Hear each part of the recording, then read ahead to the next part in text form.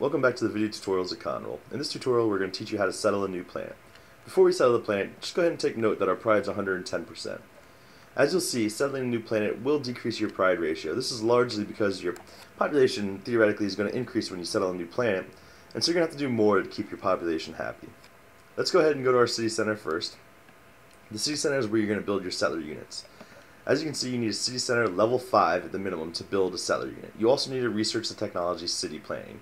Once you have both of those, you can construct a settler unit.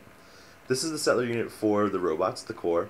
As you can see, we've already built one here. If you wanted to build another one, just hit 1 and then click build core and you would build another one. We're not going to do it because we don't need to right now. And then you just go to your view map page, and so as you can see, here's our home planet, Frankbait.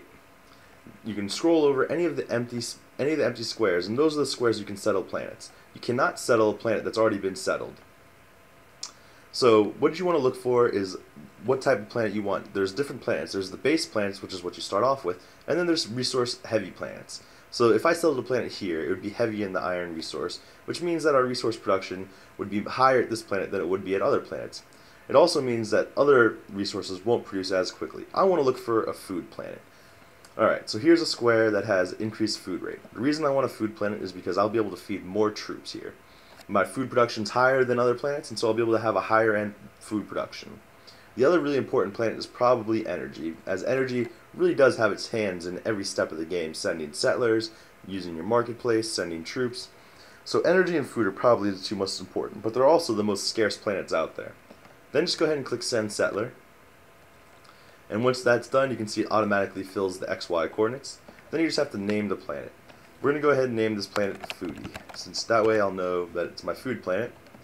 Hit send settler, and now just scroll over to your planet's resource page, and as you can see I have several planets, and you can see Foodie has now appeared. If we want to go check Foodie out, we can click here, you can go to your city detail page, and you can see that there's nothing there, and we need to start building things up again all over. As you can see, our pride dropped to 86%. The more planets you get, the larger the pride drop for each new planet you have. So just be wary of that, as you're going to have to build more worship centers and arenas in order to help placate your population on those planets. Until next time, happy gaming.